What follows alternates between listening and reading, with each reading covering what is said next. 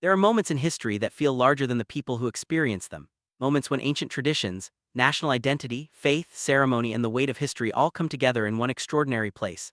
On the morning of 6 May 2023, one of those moments unfolded inside one of Britain's most historic buildings, Westminster Abbey. For centuries, kings and queens had entered these ancient walls to take part in coronations. And on this day, it was the turn of King Charles III. Almost 70 years had passed since the previous British coronation. The world had changed dramatically during those decades, but inside Westminster Abbey the past and present were about to meet. King Charles III and Queen Camilla arrived for a ceremony filled with ancient traditions, but also with carefully chosen modern touches. The theme of the service was simple yet powerful: called to serve. That theme would shape the entire ceremony. This was not simply a celebration of a crown, it was a solemn declaration of duty. A reminder that behind the ceremony, the jewels, the robes, and the pageantry was an enormous responsibility. Today we are going inside the historic Westminster Abbey service. We will follow the coronation from the royal arrival to the ancient rites of recognition, oath, anointing, crowning, enthronement, and homage, and we will discover why this ceremony was much more than a spectacular royal event. It was a moment designed to connect a modern monarch with a tradition stretching back almost 1,000 years. Westminster Abbey is not simply another historic church in London. It has a unique place in British history. Since 1066, Westminster Abbey has served as the traditional coronation church for Britain's monarchs. The coronation of King Charles III was the 39th coronation ceremony for a reigning monarch held at the Abbey since 1066. Imagine standing inside those walls. Around you are monuments, tombs, memorials, stained glass windows, ancient stonework, and reminders of generations of British history. And on this particular morning, the Abbey was transformed for a ceremony that millions of people around the world would watch. The congregation included members of the royal family, foreign royal families, heads of state, government representatives, Commonwealth leaders, public service representatives, Nobel Prize winners, emergency service representatives, and many others. More than 2,300 people attended the service inside the Abbey. Westminster Abbey. But despite the enormous scale, the ceremony itself was built around a deeply personal idea: service. The king was not simply coming to receive a crown. He was coming to make promises. Before the service began, London was already alive with anticipation. The king's procession made its way from Buckingham Palace toward Westminster Abbey. The route passed along some of the most famous streets in London: the Mall, Admiralty Arch, Whitehall, Parliament Street, and finally the area surrounding Westminster Abbey. The journey itself was part of the pageantry. Military personnel, ceremonial formations, musicians, and crowds created a spectacular setting for the arrival of the future king. And then came the royal arrival. King Charles and Queen Camilla reached Westminster Abbey for the ceremony. Inside, preparations had been taking place for one of the most important services in the modern history of the British monarchy. The music began, the congregation settled, and the doors of the Abbey prepared to welcome the king. The service was scheduled to begin at 11 o'clock in the morning. King Charles and Queen Camilla entered through the Great West Door. As they entered, the choir sang "I Was Glad," a famous anthem associated with coronations and composed by Hubert Parry for the coronation of King Edward VI. The sound of the choir filled the ancient abbey. The king and queen moved toward the chairs of estate, and then came a remarkable moment. The king was greeted by the longest-serving chorister of His Majesty's Chapel Royal. It was a small moment compared with the spectacle surrounding the ceremony, but its symbolism was significant. A young person greeting the monarch represented the future. The past was represented by the ancient building and centuries-old traditions. The present was represented by the monarch standing before the congregation, and the future was represented by the young chorister. 3 generations of meaning brought together in a single moment.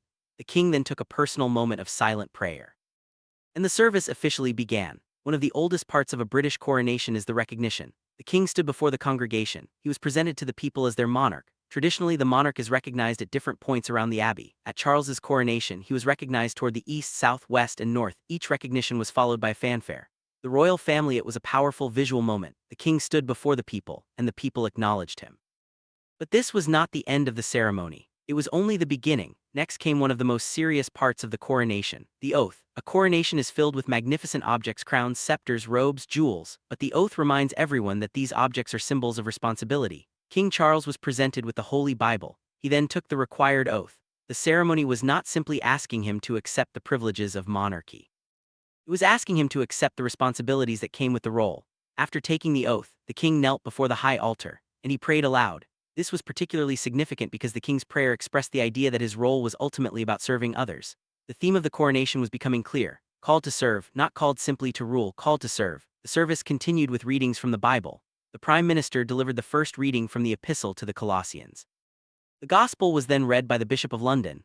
This was historically significant because it marked the first active participation of female Church of England bishops in a coronation service. The Archbishop of Canterbury then delivered the sermon, and his message returned to the central idea of the day's service. The Archbishop described the purpose of crowning a king as ultimately being about service. Power in this understanding comes with responsibility, privilege comes with duty. And leadership is measured not only by authority, but by what a person does for others. It was a message designed to place the entire ceremony into perspective. The crown was important, but the responsibility behind the crown was even more important. Then came perhaps the most sacred and private part of the ceremony, the anointing. King Charles moved to the ancient coronation chair. The chair itself is one of the most important objects associated with British coronations. For this solemn part of the ceremony, a specially designed screen was placed around the king. The screen created privacy, because unlike the spectacular public moments of the coronation, the anointing was intended to be deeply personal. The king was anointed with holy oil. The Archbishop of Canterbury performed the anointing, assisted by the Dean of Westminster and the Archbishop of York. The royal family. The moment was accompanied by one of the most famous pieces of coronation music ever written, Handel's Zadok the Priest. The music was originally composed for the coronation of King George II in 1727. Since then, it has become inseparably associated with British coronations, and as the music filled Westminster Abbey, an ancient tradition was being carried into a new generation. After the anointing came the investiture. This was the part of the ceremony where the king received symbolic objects representing different aspects of his responsibilities. The regalia included the spurs, the sword of offering, the armels, the robe royal, the stole royal, the orb, the sovereign's ring, the coronation glove, and the two scepters. Each object carried its own meaning. The orb represented the Christian world, the scepter with cross represented power and justice, the scepter with dove represented equity and mercy. The sword of offering represented the protection of good and the punishment of evil. The objects were not simply pieces of royal decoration. They were visual reminders of what monarchy was supposed to represent: justice, responsibility, mercy, service, and leadership. And then came the moment the entire world had been waiting for, the crowning. The Dean of Westminster brought St. Edward's crown to the Archbishop of Canterbury. The crown is one of the most important symbols of the British monarchy. It is traditionally used for the actual crowning of a monarch during the coronation ceremony. King Charles was seated in the coronation chair. The Archbishop blessed the crown, and then in a moment that lasted only seconds but would remain in history for generations, the crown was placed upon the king's head. King Charles III had been crowned. The abbey erupted with celebration. The congregation was led in the proclamation, "God Save the King." Abbey bells rang, gun salutes were fired at ceremonial locations, and outside Westminster Abbey, the sound of celebration carried through London. Inside the historic building, centuries of tradition had reached their defining moment. The prince had become king, and now the king had been crowned. But the coronation did not end with the crown. The next stage was the enthroning. The king was escorted and supported as he was formally enthroned. This was another symbolic transition. The ceremony had moved from recognition, oath, to anointing, a crowning, and now to the monarch's position as sovereign. The great officers of state assembled behind him. The Archbishop of Canterbury gave the homage, and then came another important change. Traditionally, coronations included the homage of peers. But for Charles's coronation, this was replaced by a homage of the people. People watching from home were invited to participate if they wished. It was an attempt to connect the congregation inside Westminster Abbey with the millions of people watching beyond its walls. The coronation was no longer simply something happening to the people. The ceremony invited the people to become part of the moment. Among the many members of the royal family present was the king's eldest son, Prince William, the Prince of Wales. His presence carried enormous significance. William was not only the king's son, he was also the heir to the throne. During the homage, Prince William played a formal role. He knelt before his father and paid homage to the newly crowned king. For viewers around the world, it was an emotional royal moment: a father, a son, a king, and a future king. The scene represented the continuation of the monarchy from one generation to the next. The coronation belonged to Charles, but it also quietly pointed toward the future. The ceremony then moved toward another historic moment: the coronation of Queen Camilla. Camilla knelt at her chair of estate. She was anointed by the Archbishop of Canterbury. Her own coronation regalia was presented, and then came her crown. Queen Mary's crown was used for the queen's crowning. After being crowned, Camilla was enthroned. The choir performed a newly commissioned anthem, "Make a Joyful Noise," composed by Andrew Lloyd Webber. The royal family. The coronation had now transformed the royal couple. They had entered Westminster Abbey as king and queen awaiting their coronation. They would leave as crowned monarchs. Music played an extraordinary role throughout the ceremony. The musical program combined centuries-old compositions with newly commissioned works. King Charles had a lifelong interest in music and the arts, and he personally helped shape the musical program. The service included music from different traditions and regions of the United Kingdom and Commonwealth. One particularly notable feature was the use of multiple languages. The Veni, Creator Spiritus was sung in English, Welsh, Scottish Gaelic, and Irish Gaelic. The royal family plus one. There were also newly commissioned pieces. This combination of ancient and modern music reflected the overall philosophy of the coronation. respect the past, but recognize the present, and look toward the future. King Charles's coronation was deeply rooted in Christian tradition, but it also attempted to reflect the religious and cultural diversity of modern Britain. Faith leaders and representatives from different communities were involved in the broader ceremonial program. The service itself included elements designed to acknowledge the changing character of the United Kingdom. This was important because the monarchy was entering a new era. The coronation was ancient, but the audience was modern. The traditions were centuries old, but the world watching them had changed dramatically. And this created one of the central tensions and also one of the most interesting features of the ceremony. How do you preserve a tradition that is hundreds of years old while allowing it to speak to a completely different generation? The answer at Westminster Abbey was a mixture of continuity and change. After the crowning and enthronement, the service continued with Holy Communion. The king and queen proceeded into the shrine of St. Edward the Confessor. They removed their ceremonial crowns before returning to the chairs of estate. Bread and wine were presented. The service continued according to the traditions of the Church of England.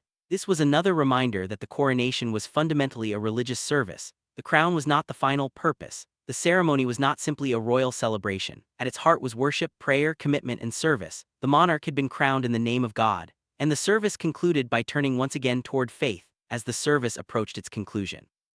The atmosphere inside Westminster Abbey remained solemn and celebratory. The choir continued to sing, the congregation joined in hymns, and the king and queen prepared to leave the abbey. King Charles now wore the imperial state crown. Queen Camilla wore Queen Mary's crown. The transformation was complete. The service that had begun with ancient traditions had reached its conclusion, and now another spectacular procession was about to begin. A fanfare sounded. The king and queen emerged from Westminster Abbey.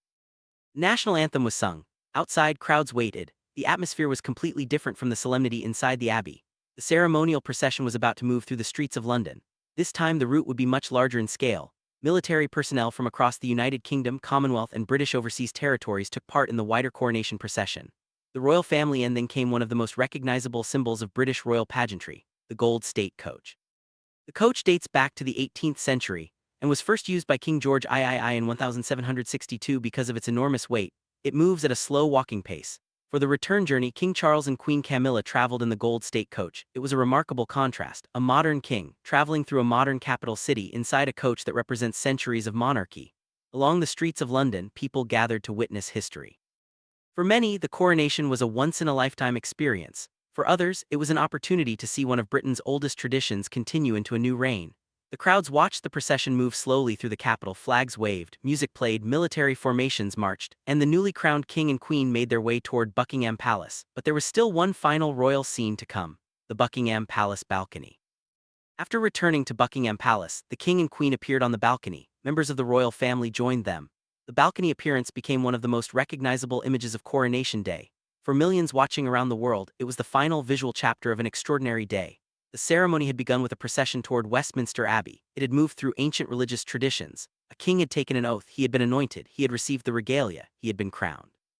A queen had been crowned, and now the royal family stood together at Buckingham Palace. The historic day was nearing its end. So why did the coronation of King Charles III matter? Because it represented continuity. The monarchy had changed, Britain had changed, the world had changed, but Westminster Abbey remained, the traditions remained, the symbolism remained, and the central responsibility remained: service. The coronation's official theme, called to serve, was more than a slogan.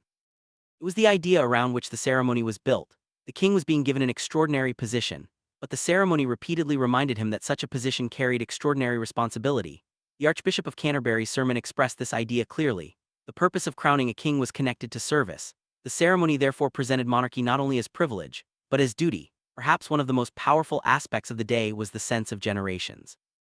King Charles represented one generation of the monarchy, Prince William represented the next, and Prince George, who was also present, represented another generation of the future. This gave the coronation a sense of continuity that went beyond the crown itself. The monarchy was not being frozen in the past. It was moving forward, one generation to another, one reign to another, one chapter to the next. And Westminster Abbey provided the setting. The building that had witnessed centuries of British history was once again at the center of a new chapter.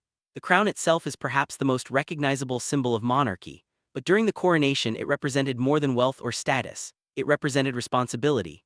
The crown placed upon Charles's head connected him with monarchs who had come before him, but the person wearing the crown was living in a very different Britain.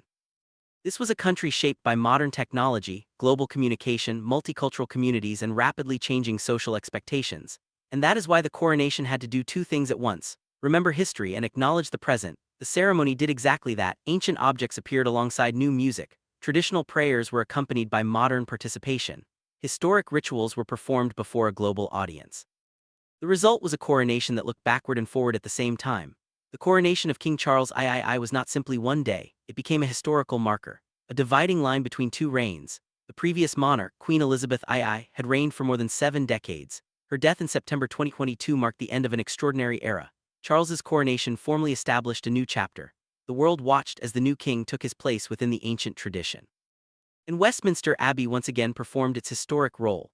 The ceremony became part of the long story of British monarchy, from medieval kings to Tudor monarchs to the Georgian and Victorian eras, to the coronation of Queen Elizabeth II, and finally to King Charles III. As the celebrations of Coronation Day came to an end, one thing was clear: King Charles III had entered Westminster Abbey as a monarch awaiting coronation. He left as a crowned king. But perhaps the most important message of the entire day was not contained in the crown. It was contained in the promise behind it: to serve. The magnificent robes, the ancient abbey, the royal procession, the crowns, the scepters, the music, the bells, the crowds, all of these created the spectacle, but beneath the spectacle was a simple idea: leadership comes with responsibility, and a crown is not only something to wear, it is something to carry. King Charles's coronation connected him with nearly 1,000 years of British coronation tradition at Westminster Abbey.